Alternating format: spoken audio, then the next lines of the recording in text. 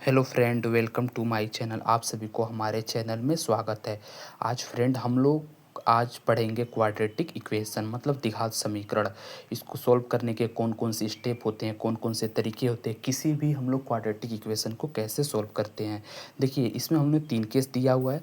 3 case आप लोग को सीखना। अगर आप लोग 3 केस सीख लिए तो कोई बड़े से बड़े क्वेश्चन भी आप लोग आसानी से सॉल्व कर सकेंगे। मेरा वादा है कि एक वीडियो देखने के बाद आपको कोई यूट्यूब का वीडियो देखने की ज़रूरत नहीं पड़ेगी। हमने इस वीडियो को बहुत अच्छे से बनाया है और बहुत मेहनत से बना रहे हैं ताकि आप लोगों को समझ में आ जाए। देखो, केस 1 होता है। केस 1 जो होता है वो होता है फैक्टराइजेशन मेथड मतलब गुणनखंड विधि हिंदी में बोलते हैं इसको, गुणनखंड विधि इंग्लिश में बोलते हैं फैक्टराइजेशन मेथड। देखो, इसमें क्वेश्चन को मध्य पद में तोड़कर 2 गुणनखंड बनाते हैं और उन्हें शून्य के बराबर रखकर रूट निकालते हैं। मतलब इसमें क्वेश्चन को मध्य पद में तोड़कर मतलब 2 भागों में तोड़कर इसको गुणनखंड बनाएंगे और उन्हें शून्य के बराबर रख के रूट निकालेंगे। यही यह मेथड होता है। ठीक है, जैसे कि एग्जांपल लिए, एग्जांपल से आप लोग को अच्छे से समझ में आएगा। जैसे मान लो भाई, यहाँ एक्स स्क्वायर लिया, फिर यहाँ पे 5x लिया, फिर यहाँ पे 6 लिया, इज इक्वल टू 0 लिया। ठीक है भाई, अब देखो, एक्स स्क्वायर को एक्स स्क्वायर यहाँ लिखा एज इट इज, यहाँ पे कुछ चेंज नहीं होगा।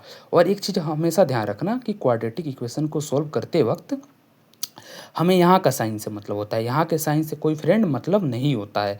अगर यहाँ प्लस है तो यहाँ प्लस आएगा। ठीक है बेटा, यहाँ अगर प्लस है तो यहाँ प्लस आएगा, अगर यहाँ माइनस होता तो यहाँ माइनस आता। बशर्ते इसके हिसाब से हम लोग उसको लिखते हैं अंक। जैसे यहाँ पे अगर माइनस होता तो यहाँ पे क्या होता, 6 - 1 होता कि 6 1 6 और 6 में से जाएगा 5 बचेगा। ठीक है, तो यहाँ पे अगर प्लस है तो यहाँ पे प्लस ही आएगा। ठीक है, तो एक्स स्क्वायर लिया, फिर अगर यहाँ का जो साइन है उसको ऐसे ही लिखो। सारे क्वेश्चन में ऐसे ही होगा सॉल्व कि अगर यहाँ माइनस है तो यहाँ माइनस ही लिखेंगे, बस यहाँ के साइन से हमें मतलब होता है। ठीक है, देखो लास्ट वाला जो कांस्टेंट है, कांस्टेंट को बोलते हैं अचर। जो कांस्टेंट होता है ना, हम लोग 2 भाग में कैसे तोड़ते हैं पहले ये समझो।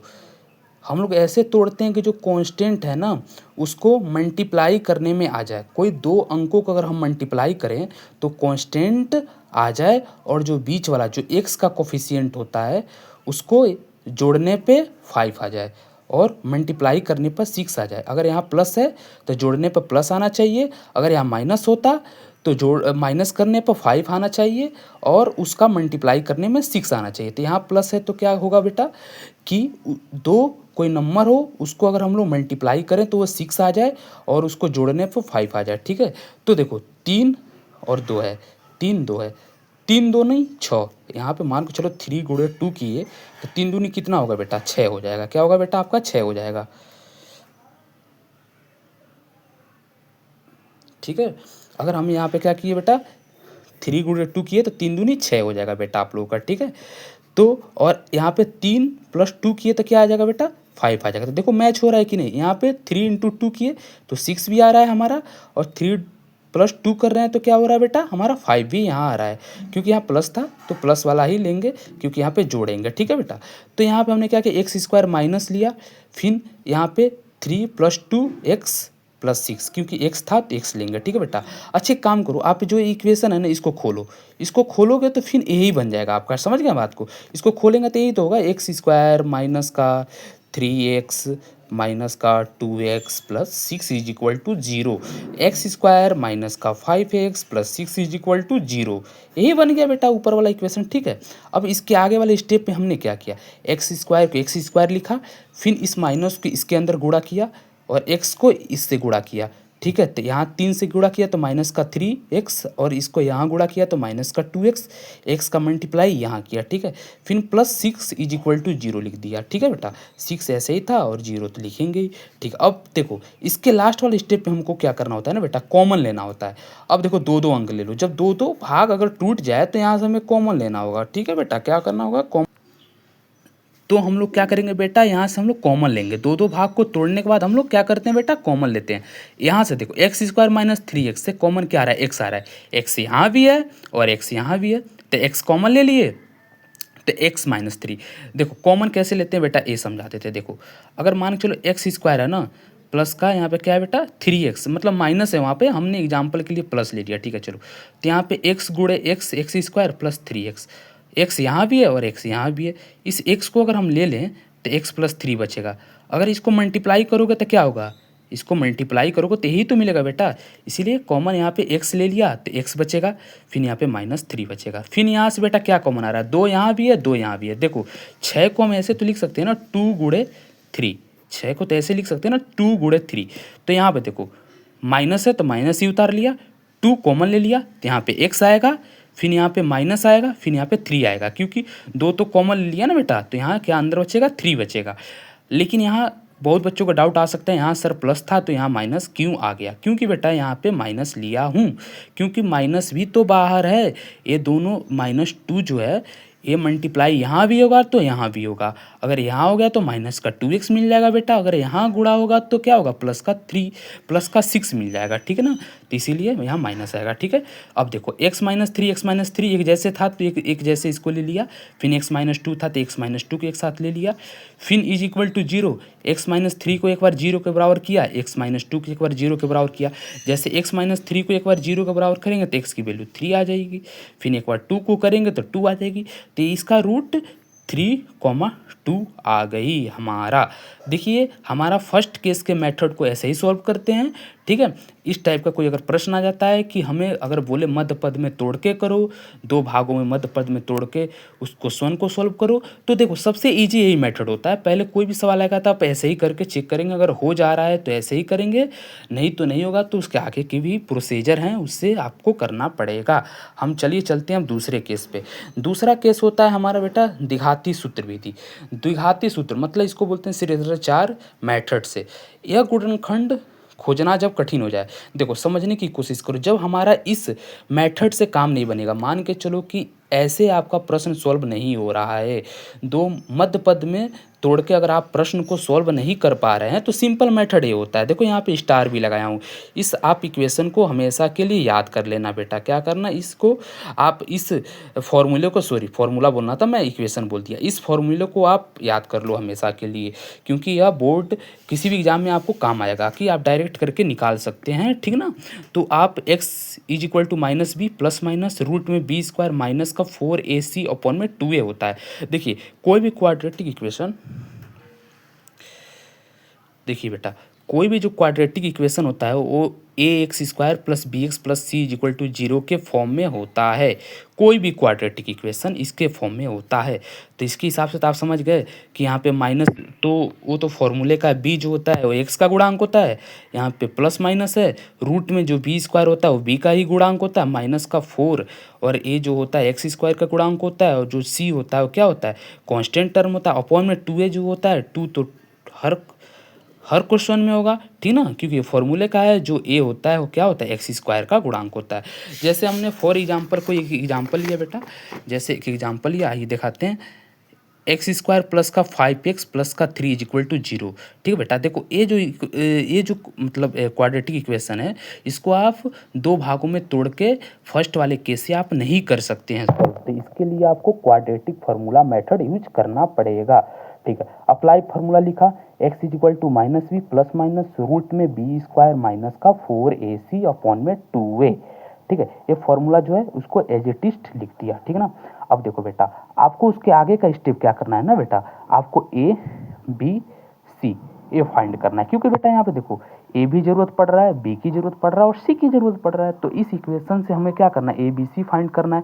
और हमने ए बताया ए किसका गुणांक होता है, मतलब किसका कोफिशिएंट होता है, तो ए एक्स स्क्वायर का होता है। तो एक्स स्क्वायर के कोफिशिएंट में यहाँ कुछ नहीं है तो क्या है, 1 है, तो ए की वैल्यू 1 आ गई। बी किसका होता है, एक्स का कोफिशिएंट होता है, एक्स का गुणांक होता है, तो एक्स के गुणांक में क्या है, यहाँ पे 5 है तो 5 लिख दिया। और सी जो क्या होता है, कांस्टेंट होता है बेटा, ये क्या होता है, कांस्टेंट होता है, मतलब अचर, मतलब ये कांस्टेंट वैल्यू होती है। तो ये 3 जो है कांस्टेंट को उतार लिया, ठीक है बेटा। इसके आगे हम लोग चलते हैं बेटा, ठीक है। अब इधर किए हैं क्वेश्चन को सॉल्व, ठीक ना, दूसरे पेज पर, ठीक है। अब देखिए बेटा, अब जो इक्वेशन है x is equal to minus B, minus तो माइनस का साइन तो वो तो फॉर्मूले में ही होता है, और b की वैल्यू यहाँ रखा, b की वैल्यू हमारी 5 थी, प्लस माइनस अंडर रूट में b की स्क्वायर होता है, तो b का जो स्क्वायर होगा 5 का स्क्वायर 25 होगा, माइनस का 4 तो वो फॉर्मूले का होता है, और जो a था वो क्या था, एक्स स्क्वायर का कोफिशिएंट था, और जो सी था वो क्या था, कांस्टेंट वैल्यू था। जैसे इनको दिखाते हैं एक मिनट रुको, यहाँ पे देखो, जो ये था क्या था, एक्स स्क्वायर का कोफिशिएंट था कि नहीं, इसकी वैल्यू 1 थी, ठीक, क्या थी बेटा, इसकी वैल्यू 1 थी, ठीक ना। और बी जो था वो एक्स का कोफिशिएंट था, सी जो था वो कांस्टेंट वैल्यू था, ठीक है। यही मैं यहाँ समझाने की कोशिश कर रहा हूँ। इस वैल्यू को हमने रखा अपॉन में 2 है, मतलब 2 फॉर्मूले का होता है। ए जो था एक्स स्क्वायर का कोफिशिएंट था, इसको लिखा, इसको सॉल्व किया। रूट में 25 माइनस का 4 3 12, 12 जो हो गया, इसको हमने क्या किया, घटाना किया, मतलब इसको घटा दिया, ठीक ना। इसको घटाने के बाद बेटा हमारा ए आ गया, ठीक ना। अब देखो यहाँ पे प्लस है और बेटा यहाँ पे माइनस है, दो चीज़ है, प्लस माइनस दो चीज़ है। तो क्या है, प्लस का एक बार टर्म लिया तो हमारा ए आया, एक बार माइनस का टर्म लिया तो हमने ए आया, तो इसका दो रूट आपका आ गया, ठीक ना। अब देखो इसके बाद से भी एक मेथड होता है जिसका खास बोर्ड वाले जो बच्चे हैं हमारे यूपी बोर्ड वाले, उनको इस केस 3 की ज़्यादा कोई मतलब इम्पोर्टेंट नहीं है, मतलब इससे सॉल्व क्वेश्चन करने के लिए उतना नहीं आएगा, पर ठीक है, अगर जान जाओगे तो अच्छी ही चीज़ है कि आगे चल के काम भी आता है। पूर्ण वर्ग विधि, मतलब इसको बोलते हैं completing square method. Completing square method से कैसे हम लोग क्वाड्रेटिक इक्वेशन को सॉल्व करते हैं, चलिए अब हम लोग इसको देखते हैं। देखो कहता क्या है बेटा, X square plus B Y A X plus C Y A is equal to 0 के रूप में लिखकर दोनों पक्षों में कुछ जोड़कर या घटाकर पूर्ण वर्ग बनाया जाता है। कहने का मतलब क्या है कि एक्स स्क्वायर अपॉन में B Y A X plus C Y A is equal to 0 के रूप में लिखकर दोनों पक्षों में कुछ जोड़कर या घटाकर पूर्ण वर्ग बनाया जाता है। मतलब इस टाइप का आपको इक्वेशन बनाना है, उसमें कुछ जोड़ घटाकर मतलब माइनस जोड़ करके क्या करना है, आपको पूर्ण वर्ग बनाने की कोशिश करना है, ठीक ना। देखो इस्ट एक्स प्लस ए का square is equal to B के रूप में बदलकर वर्गमूल निकाला जाता है। ये जो बी क्या है, कांस्टेंट वैल्यू, अचर वैल्यू है, ठीक ना। ठीक है बेटा, चलो एग्जाम्पल से समझाते हैं, आप लोगों को बहुत अच्छे से एग्जाम्पल से समझ में आ जाएगा।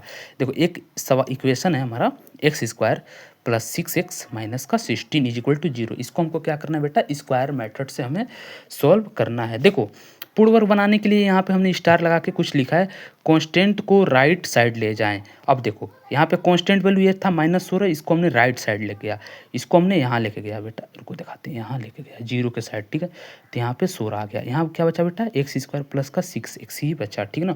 उसके बोल वाला एक्स के गुणांक का आधे का स्क्वायर करके दोनों पक्षों में जोड़े। दूसरा वाला जो है ये बोल रहा हूँ, एक्स के गुणांक का आधे का स्क्वायर करके दोनों पक्षों में जोड़ें। देखो एक्स का स्क्वायर, एक्स का गुणांक का आधा, अब एक्स का गुणांक क्या है बेटा, 6 है। अब यहाँ पे क्या है, 6 है, 6 का आधा करेंगे तो कितना आएगा, 3 आएगा। अब 3 का स्क्वायर करने पर क्या होता है, 9 को जोड़ना है, 9 को घटाना। देखो पूर्ण वर्ग बनाने के लिए बेटा हमको क्या करना होता है, जो इक्वेशन दिया होगा उसमें कांस्टेंट को राइट साइड लेके जाइए, एक्स का जो गुणांक है उसका आधा करके स्क्वायर कीजिए। जैसे हमारा एक्स का जो गुणांक था यहाँ पे क्या था, 6 था, 6 का आधा हमने किया तो 3 आया, 3 का स्क्वायर 9 होगा, 9 को जोड़ेंगे, 9 को घटाएंगे, दोनों साइड, यहाँ भी 9 को जोड़ेंगे और यहाँ भी 9 को जोड़ेंगे, यहाँ तो जोड़ दिए दोनों साइड, या तो दोनों साइड घटा दिए, बात खत्म, ठीक ना। तो हमारा क्या होता है, पूर्ण वर्ग बन जाता है। अब दोनों साइड देखो हमने 9 को जोड़ दिया, क्योंकि जोड़ने पर हमारा पूर्ण वर्ग बन रहा है, हमने अंदाजा लगाया, तो यहाँ भी 9 जोड़ा और यहाँ भी 9 जोड़ा, 16 9 25, ये तो 5 का स्क्वायर होता है भाई, और एक्स प्लस 3 का स्क्वायर हो गया, क्या हो गया बेटा, ये एक्स प्लस 3 का स्क्वायर हो गया, ये क्या हो गया बेटा अपना, एक्स प्लस 3 का स्क्वायर हो गया। जैसे एक्स प्लस 3 को अगर खोलोगे ना बेटा तो आपका यही बन जाएगा, ठीक है।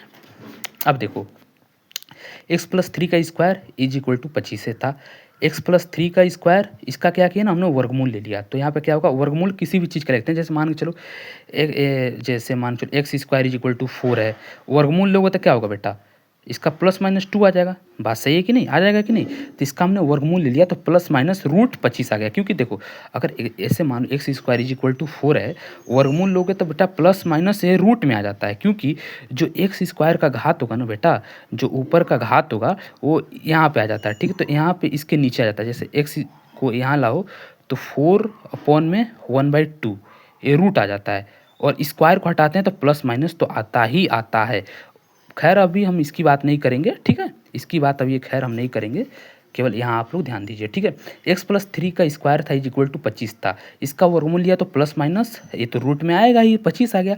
अब रूट 25 को 5 लिख सकते हैं, क्योंकि रूट 25 की वैल्यू को 5 लिख सकते हैं, 5 का जो मतलब 25 का जो 5 का जो स्क्वायर होता है 25, 25 को तो 5 लिख ही सकते हैं वर्गमूल में, ठीक है। तो x plus 3 is equal two plus minus 5 हो गया। एक बार हमने प्लस वाला लिया, प्लस वाला मतलब कि प्लस 5 लिया, क्योंकि यहाँ पे प्लस भी है और माइनस भी है। तो एक बार प्लस लेंगे बेटा, एक बार माइनस लेंगे।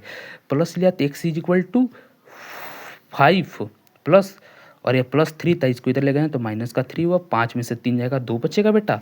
फिर इसके बाद माइनस वाला टर्म लिया, माइनस वाला में क्या होगा बेटा, यहाँ भी माइनस था और इधर इसको लेके गए तो 5 माइनस 3 8 हो गया। ये हमारा आंसर हो गया, ठीक है बेटा।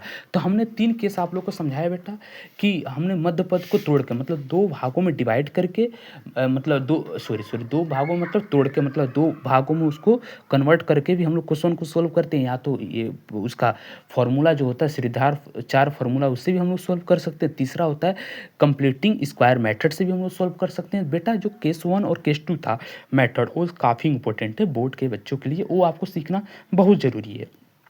उसको आप लोग सीखें, उससे रिलेटेड जो भी क्वेश्चन है उसको आप लोग सॉल्व करें, और कोई डाउट है तो कमेंट सेक्शन में पूछ सकते हैं। बाकी उसके बाद से केस 3 भी सीख लें, ठीक है ना, क्योंकि अभी हमारा नया चैनल है, अभी हम नए नए वीडियो बना रहे हैं फ्रेंड, तो थोड़ा सा हमको सेट होने में टाइम लगेगा, ठीक है फ्रेंड। तो हमारे चैनल को आप ज़रूर सब्सक्राइब करो, क्योंकि आने वाला समय में हम आप लोग अच्छे अच्छे क्रिएट कंटेंट करके अच्छे अच्छे वीडियो बनाते रहेंगे। हेलो, ठीक है, बाद में मिलते हैं फिर।